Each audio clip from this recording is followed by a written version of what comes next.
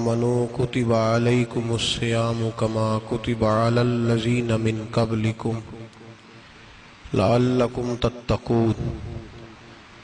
قال النبی صلی اللہ علیہ وسلم لکل شیء زکاۃ وزکاۃ الجسد الصوم، او کما قال صلی اللہ علیہ وسلم صدق اللہ العظیم وصدق رسولہ النبی الکریم۔ ان اللہ وملائکتہ یصلون علی النبی یا ایہا الذین آمنوا صلوا علیہ وسلموا تسلیما۔ الصلاة والسلام علیک یا سیدی یا رسول اللہ وعلی آلک واصحابک یا سیدی یا حبیب اللہ۔ الصلاة والسلام علیک یا سیدی یا نبی اللہ وعلی آلک واصحابک یا سیدی یا نور اللہ۔ اللہم صلی علی سیدنا و مولانا محمد معدن الجود والکرم وآلہ وصحبہ وبارک وسلم۔ حمد و صلاة کے بعد قرآن مجید سورہ بقرہ، اللہ تبارک و تعالی نے ارشاد فرمایا یا ایھا الذین آمنوا کتب علیکم الصیام، اے ایمان والو تم پر روزے فرض کیے گئے، کما کتب علی الذین من قبلکم، اسی طرح جس طرح تم سے پہلے لوگوں پر فرض کیے گئے تھے، لعلکم تتقون، تاکہ تم پرہیزگار ہو جاؤ، متقی ہو جاؤ، اللہ سے ڈرنے والے بن جاؤ، گناہوں سے بچنے والے بن جاؤ، اپنی زندگی کو رب رسول کے احکامات کی روشنی میں گزارنے والے بن جاؤ۔ روزہ ایک پریکٹس ہے، ایک مجاہدہ ہے، ایک جد و جہد ہے۔ جد و جہد کس چیز کی؟ اللہ کی رضا کے مطابق اپنے آپ کو ڈھالنے کی جد و جہد۔ صوم کا لغوی معنی ہوتا ہے رک جانا۔ حلال رزق سامنے پڑا ہے، حلال مشروب سامنے پڑا ہے، حلال رشتہ بیوی کا موجود ہے، لیکن ان سب چیزوں سے حالت روزہ میں رکنا، اللہ کی رضا کے لیے رکنا، اس کا نام روزہ ہے۔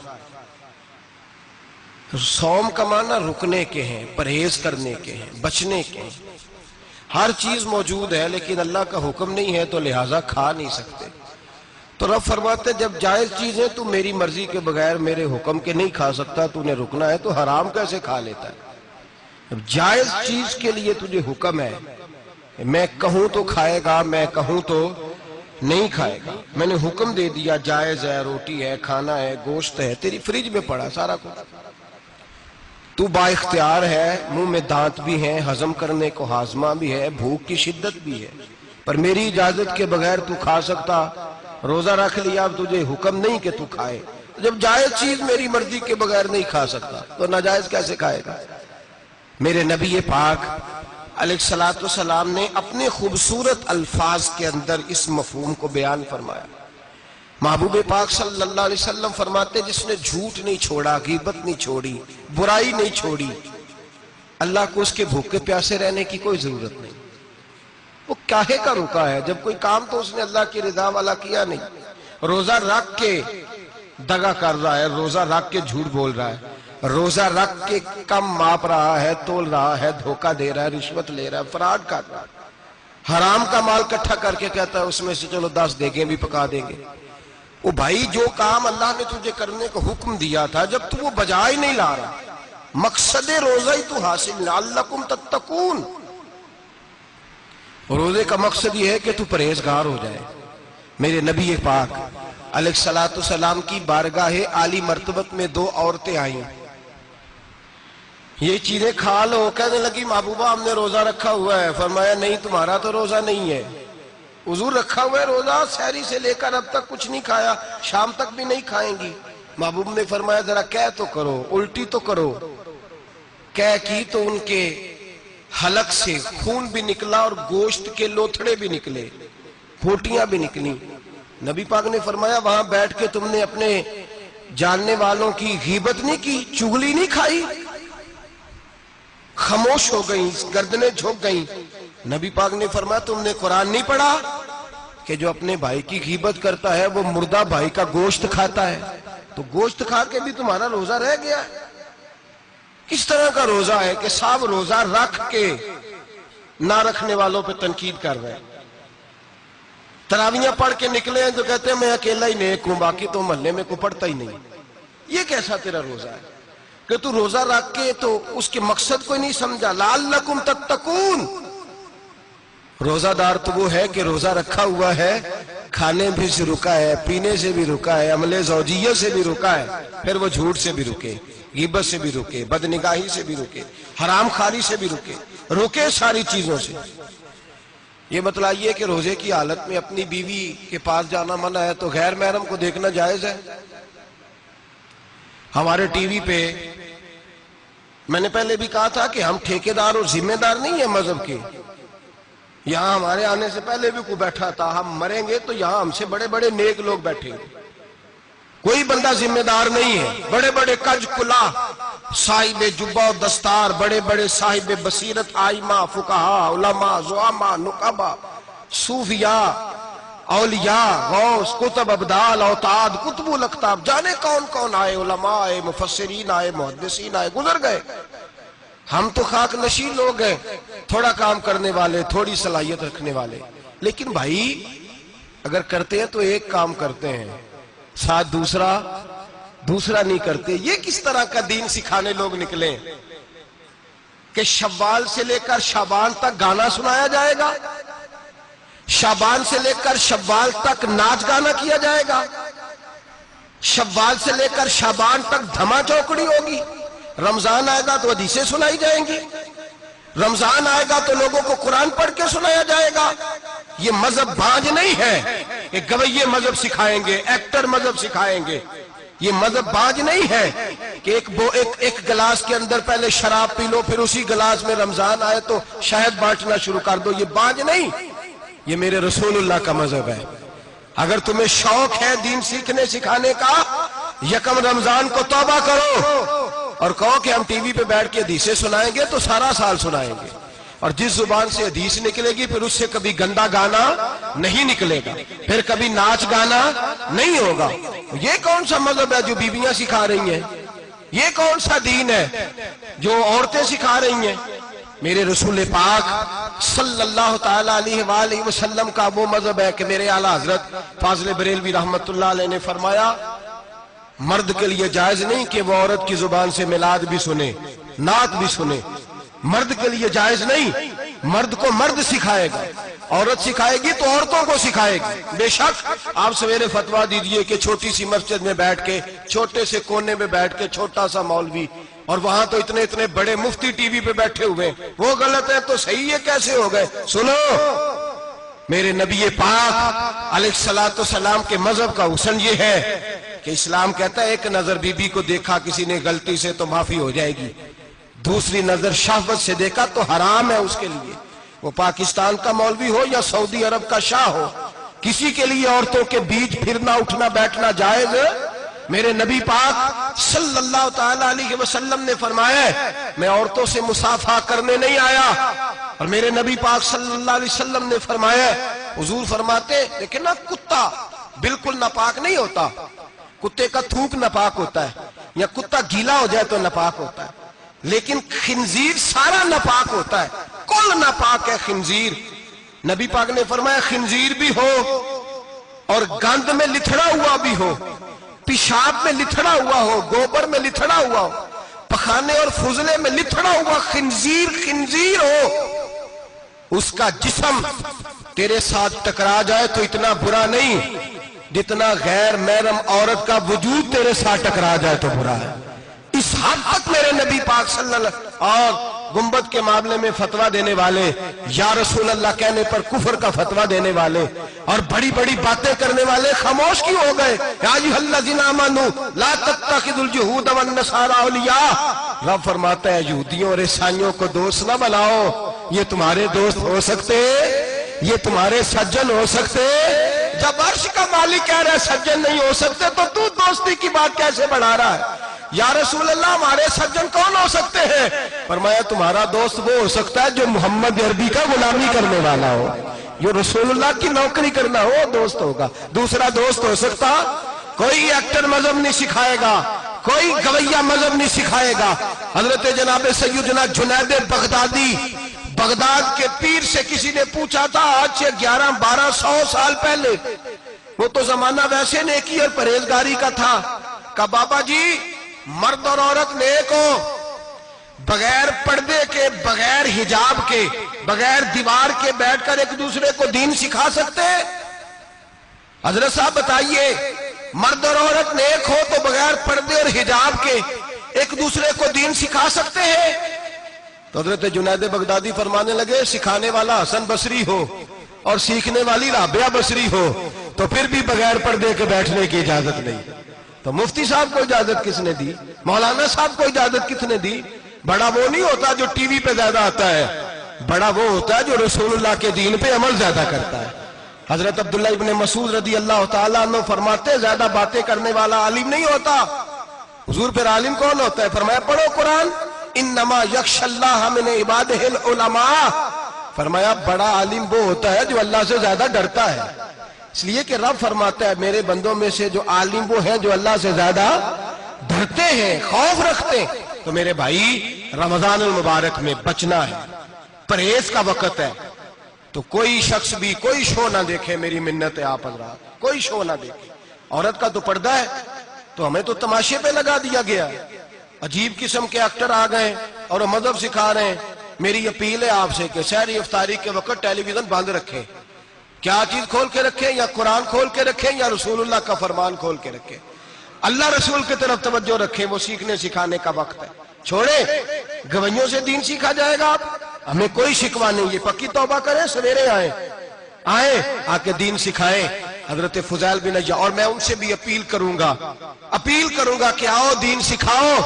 حضرت فضیل بن عیاض فرماتے ہیں میں ڈاکو تھا، کبھی کبھی چھپ چھپا کے جمعہ پڑھا کرتا تھا، پھر میں نے توبہ کی تو سچی توبہ کی، پھر میں نے توبہ کی تو رب کو راضی کرنے والی توبہ کی، پھر میں نے توبہ کی تو چھوڑی ہر شے، غریبوں کا لوٹا ہوا مال واپس کیا، جس کے پیسے نہ دے سکا اس کے گھر میں جا کے اس کی بھینسوں کو چارہ ڈالا، اس کے اونٹوں کی خدمت کی، میں نے قرضے چکائے۔ فرمایا میں سچی توبہ کر کے مسجد آیا، جس خطیب کے پیچھے میں جمعہ پڑھا کرتا تھا وہ میرے ہاتھ بیعت کر کے مرید ہو گیا۔ اللہ تبارک و تعالیٰ نے اپنے بندوں کے دل میری طرف پھیر دیے، پھر تمہیں اس میں انعام دینے کی ضرورت نہیں پڑے گی، پھر تم کٹیا نشین بن کے بھی دین پھیلاؤ گے تو اللہ اس میں تاثیر پیدا فرما دے گا۔ تو روزے کا معنی رکنا ہے، روزے کا معنی بولیے، روزے کا معنی رکنا، کس سے؟ جھوٹ سے، غیبت سے، بدی سے، بدنگاہی، کھانے پینے۔ روزہ کس پہ فرض ہے؟ امیروں پہ کہ غریبوں پہ؟ جی کہنے نے میرا تو کام ہی محنت مزدوری والا، میں کیسے روزہ رکھوں؟ میں تو دیہاڑی لگاتا ہوں تو روزہ کیسے رکھوں؟ میں نے نہیں کسی حدیث میں پڑھا کہ روزہ وہ رکھے جو دفتر میں بیٹھتا ہے، صحابہ کے زمانے میں تو دفتر ہوتے ہی نہیں تھے، کسی جگہ نہیں لکھا ہوا روزہ وہ رکھے گا جو اے سی میں بیٹھتا ہے، تب تو اے سی تھے ہی نہیں۔ حضرت ابو بکر صدیق رضی اللہ تعالیٰ عنہ سے لے کر جناب بلال تک سارے اپنے ہاتھ سے کام کرتے، سارے اپنے ہاتھ سے کام کرتے، سارے۔ حضرت عمر فاروق رضی اللہ تعالیٰ عنہ خلیفہ وقت ہونے کے باوجود مال غنیمت کے اونٹ چرنے جاتے تھے تو چراگاہ میں چھوڑنے میں جاتے تھے، لینے بھی آتے تھے واپس، سارے لوگ اپنے ہاتھوں سے مشقت والے کام کرتے۔ حضرت بلال مزدوری کرتے، سلمان فارسی مزدوری کرتے، مقداد مزدوری کرتے، صحابہ مزدوریاں کرتے، روزے رکھتے، اور رمضان کے جانے کا وقت ہوتا تو در رسول پہ کھڑے ہو کے عرض کرتے محبوبہ دل نہیں بھرا، دل کرتا ہے کبھی رب سارا سال ہی روزے عطا کرے، سارا سال رمضان دے تو ہم سارا سال روزے رکھنے کو تیار ہیں۔ جذبہ تھا، طاقت تھی، ہمت تھی۔ آج نوجوان لڑکا ہے کہتا ہے مجھ سے بھوک برداشت نہیں ہوتی۔ میرے بھائی رب بیماری لا دینا، اللہ سے دعا مانگے اللہ شفائیں عطا فرمائے، اور دعا کریں اللہ آزمائش سے محفوظ فرمائے۔ آپ یقین کریں میں نے لوگوں کو دیکھا ہے حلق سے قطرہ نہیں اترتا، خوراک کی نالی لگی ہوئی ہے، اعلیٰ غذائیں پکی ہوئی پڑی ہے، عرش کا مالک کہتا ہے میں تیرے حلق سے گزرنے نہیں دوں گا، قانون بن گیا۔ میں نے دیکھا ہے ڈرپ پہ لوگ زندہ ہے، بوتل لگی ہوئی ہے گلوکوز کی، گزارا چل رہا، اعلیٰ غذائیں پڑی ہیں، لاکھوں روپیہ تجوری میں پڑا ہے، مالک کہتا ہے تو نہیں کھا سکتا، تو وہ کھانے نہیں دیتا، نہیں کھانے دیتا۔ ایک شخص یورپ کے علاقے کا، میں کسی کالم نویس کا پڑھ رہا تھا، وہ کہتا ہے میری خربوں میں جائیداد ہے لیکن میرے معدے میں ایسی تکلیف ہے کہ میں آٹے کو چھان کر جو اوپر سے بھوسا نکلتا ہے، بورا نکلتا ہے، صرف وہ کھا سکتا ہوں، اس کے علاوہ میں کائنات کی کوئی نعمت کھا نہیں سکتا۔ اور میرے بھائی، وہ جب چاہے تو بڑے بڑے کھانے کھانے سے تجھے روک دے، تیرے دانت چبانے کے قابل نہ رہے، زبان نگلنے کے قابل نہ رہے، معدہ تیرا ہضم کرنے کے قابل نہ رہے، وہ جب چاہے تو جو مرضی کر لے۔ وہ کہتا چل تو میری مرضی پہ چلنا، 1 مہینہ میرے کہنے پہ نہ کھا، 1 مہینہ میرے کہنے پہ نہ کھا، تو یا اللہ تو کیا کرے گا؟ فرمایا صوم تصحو، میرے نبی پاک نے فرمایا تم روزے رکھو، اللہ تمہیں صحت عطا فرما دے گا، اللہ تندرستیاں دے دے گا، شفائیں دے دے گا۔ تم روزے رکھو، اللہ تمہیں، سبحان اللہ، اللہ تمہیں، اللہ طاقت دیتا ہے، ہمت دیتا ہے، اللہ ہمت دیتا ہے۔ میں نے دیکھا ہے، میں نے بزرگوں کو دیکھا ہے، ضعیف لوگوں کو دیکھا ہے، کمزور لوگوں کو دیکھا ہے، میں نے دیکھا ہے روزے رکھتے ہوئے، مزدوروں کو دیکھا ہے روزے رکھتے ہوئے۔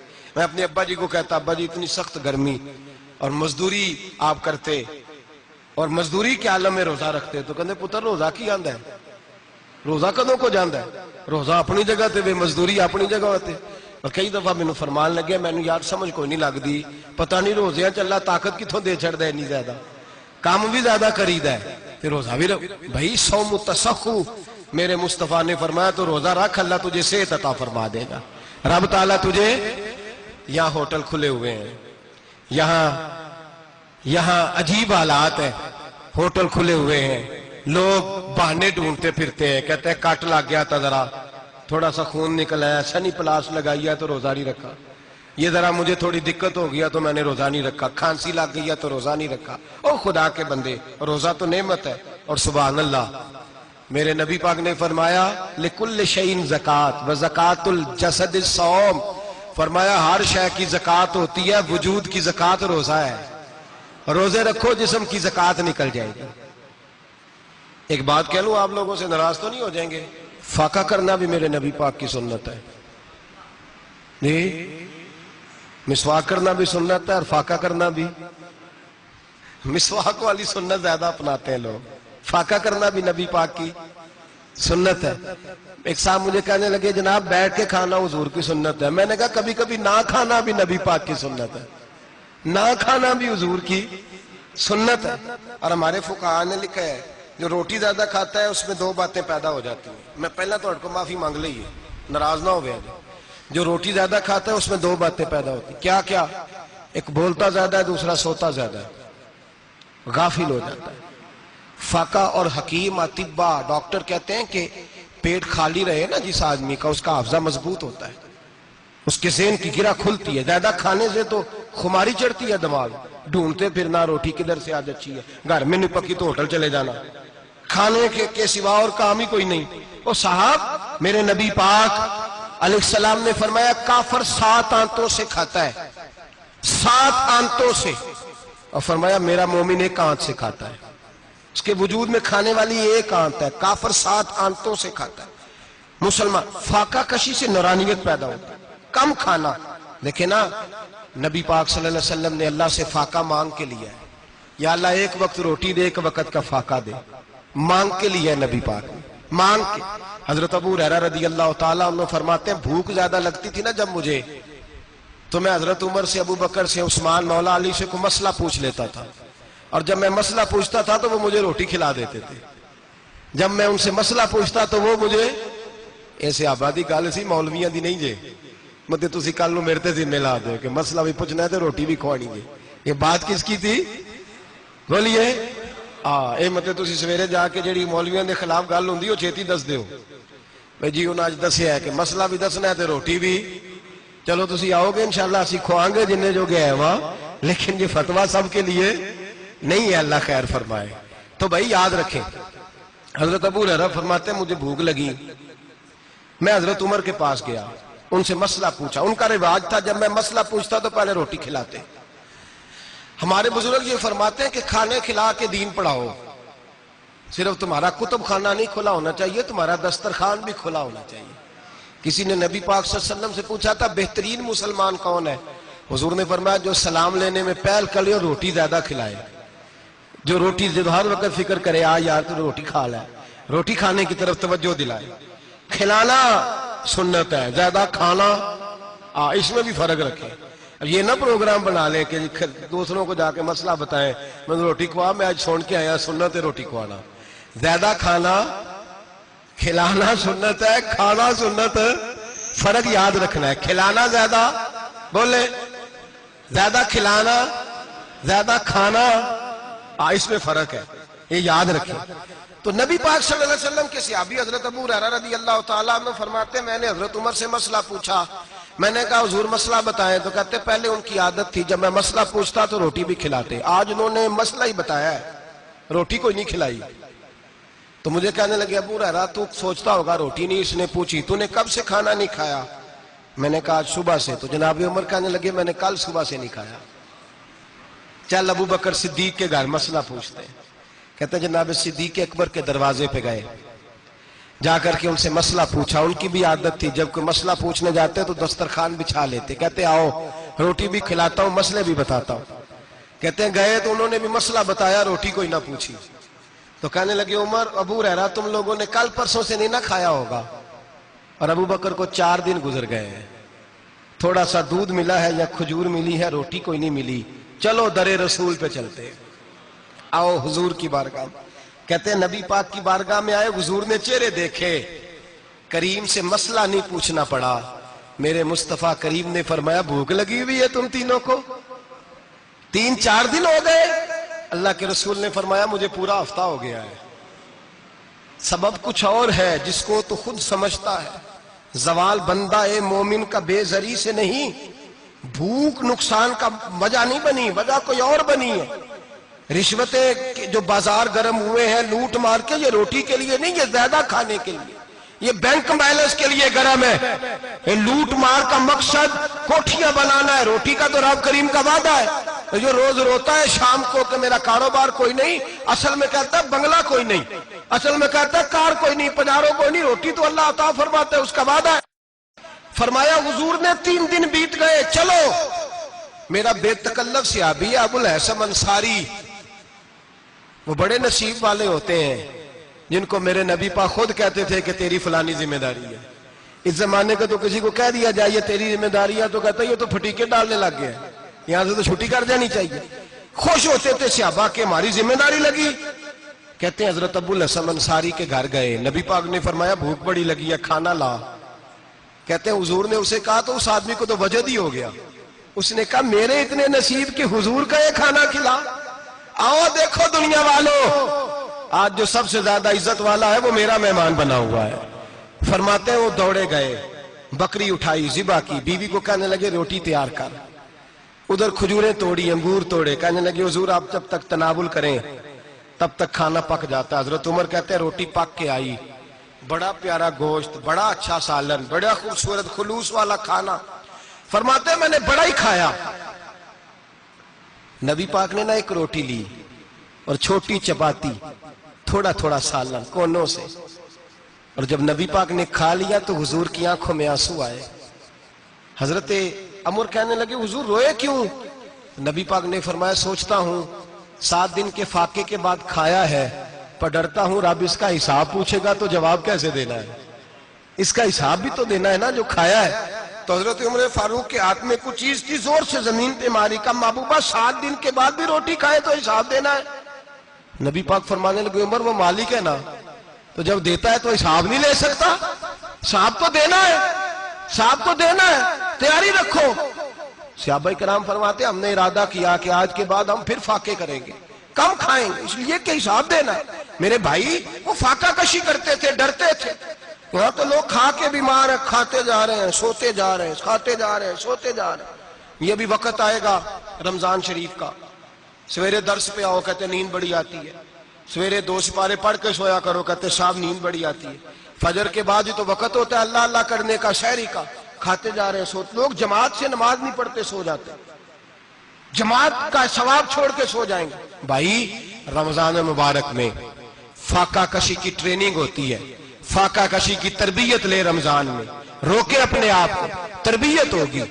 اور ہمارے صوفیاء فرماتے ہیں جو زیادہ کھاتا ہے اس کا نفس اس کو زیادہ پہ مائل کرتا ہے, خواہشات نفس پیدا ہوتی ہیں. میرے نبی پاک علیہ السلام نے جوانوں کو حکم دیا ہے یا معاشر الشباب, او جوانوں یا رسول اللہ کیا حکم ہے؟ فرمایا یا نکاح کر لو اگر طاقت ہے، نہیں طاقت تو روزے رکھو۔ حضور روزے سے کیا ہوگا؟ فرمایا تمہارا نفس کچلا جائے گا، شیطان وسوسہ اندوزی نہیں کرے گا۔ آج نوجوان بڑھ بڑھ کے کھاتا ہے، بہت زیادہ کھاتا ہے، کبھی اس ہوٹل سے کھاتا ہے، کبھی اس ہوٹل سے کھاتا ہے۔ اتنا زیادہ کھائیں گے تو نفسانی قوتیں اچھل کر کے آئیں گی، مشکل ہو جائے۔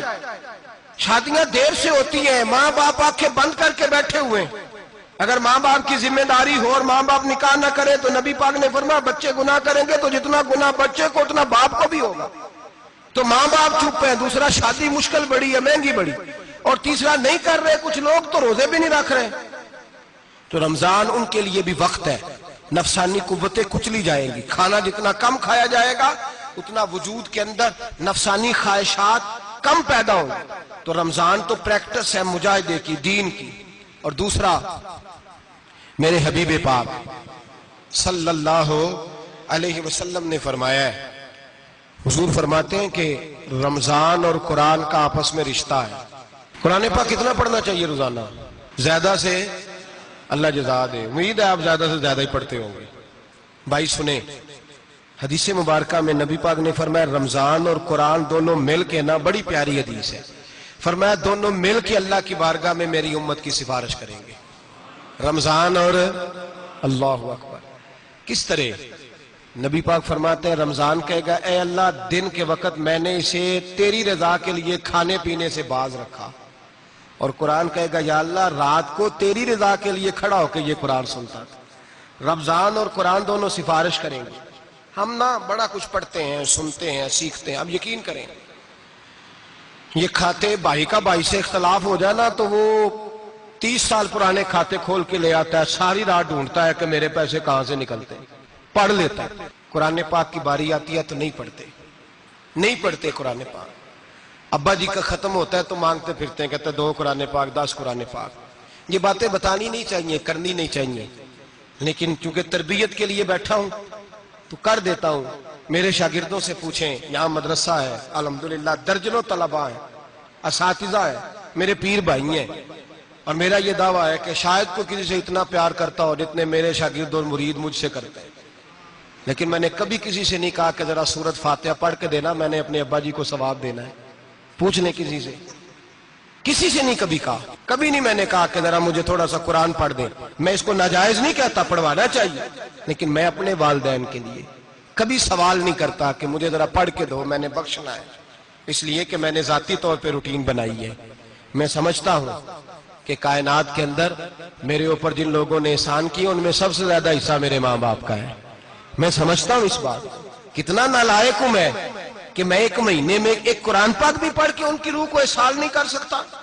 میرا یہ طریقہ ہے ذاتی، میں قدغن نہیں لگاتا، میرا ذاتی طریقہ یہ، الحمد سے شروع کرو اور 2 سورتیں چھوڑ کے قرآن پاک ختم کر دو آخری، اور پھر فلق اور ناس صورتیں ساتھ لے جاؤ۔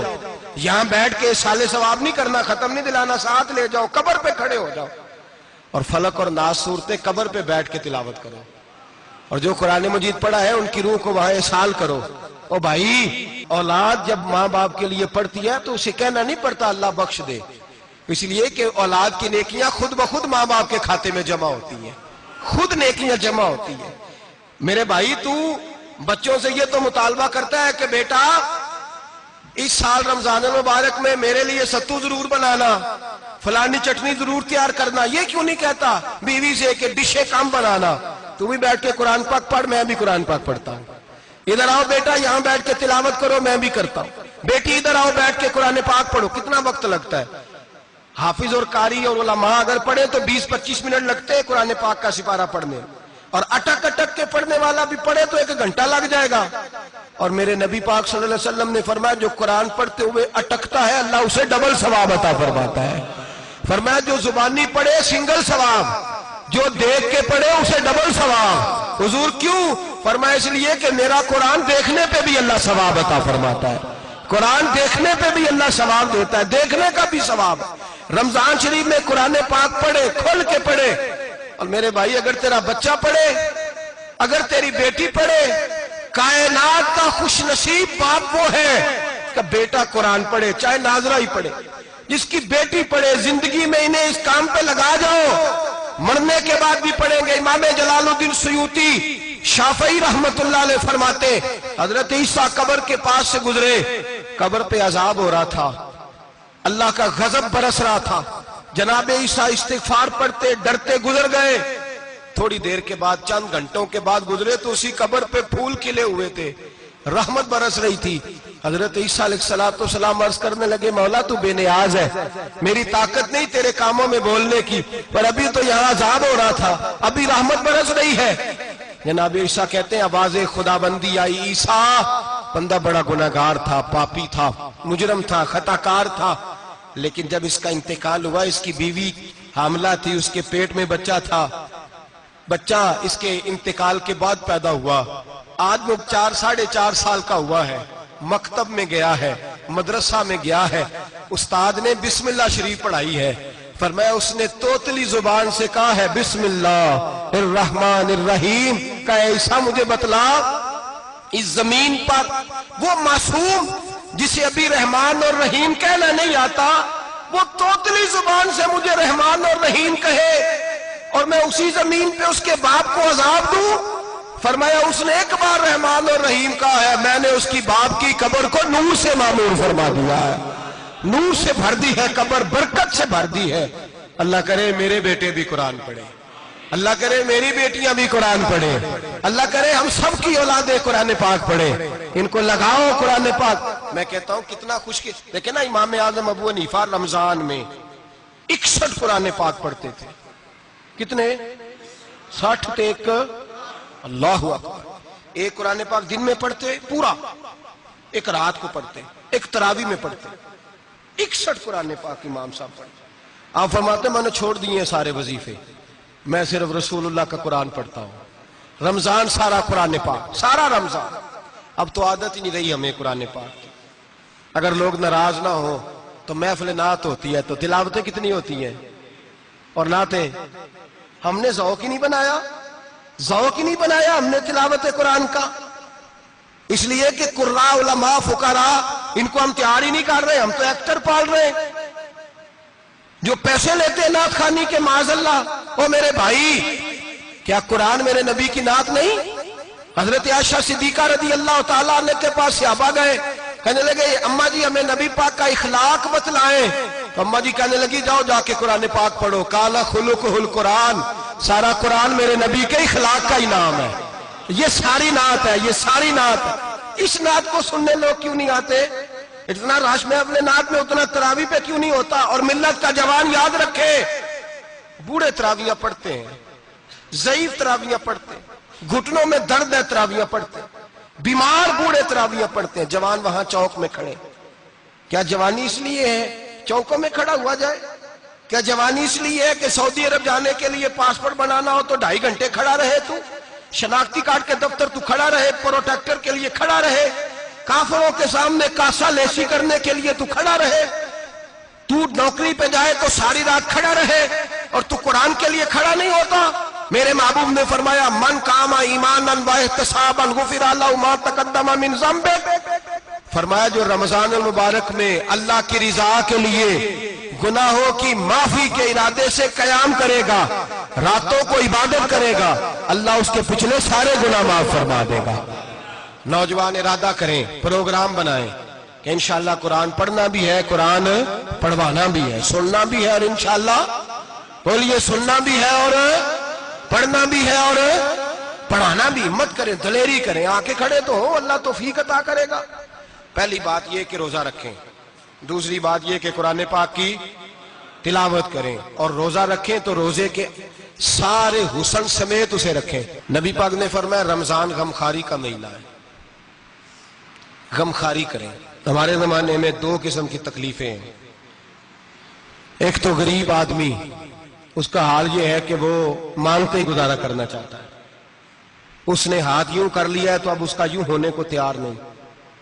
ضرورت اگر کسی آدمی کو کسی دروازے پہ لے جاتی ہے تو برا نہیں، لیکن سوال کا اپنے اوپر دروازہ کھول لینا یہ ٹھیک نہیں۔ فاقہ کشی پیدا کریں، حوصلہ پیدا کریں، تھوڑے پہ گزارا کرنا سیکھیں۔ غریبوں کو بھی اجازت نہیں کہ وہ نکل کھڑے ہوں میدان میں مانگنے کے لیے، ٹولیاں نکلتی ہیں رمضان میں، جتھے نکلتے ہیں خیرات کٹھی کرنے والے۔ بچیں۔ میرے نبی پاک صلی اللہ علیہ وسلم نے فرمایا جس نے بغیر ضرورت کے سوال کیا جب قیامت کے دن آئے گا تو اس کے چہرے کے اوپر گوشت نہیں ہوگا، صرف ڈھانچہ ہی ہوگا۔ اتنی بھیانک صورت میں آئے، بغیر اشد ضرورت کے سوال نہ کر، کبھی سوال نہ کر۔ اور امیروں سے گزارش ہے کہ رمضان ہمدردی کا مہینہ ہے، ہمدردی کریں تو سامنے والے کی عزت کا بھی خیال کریں۔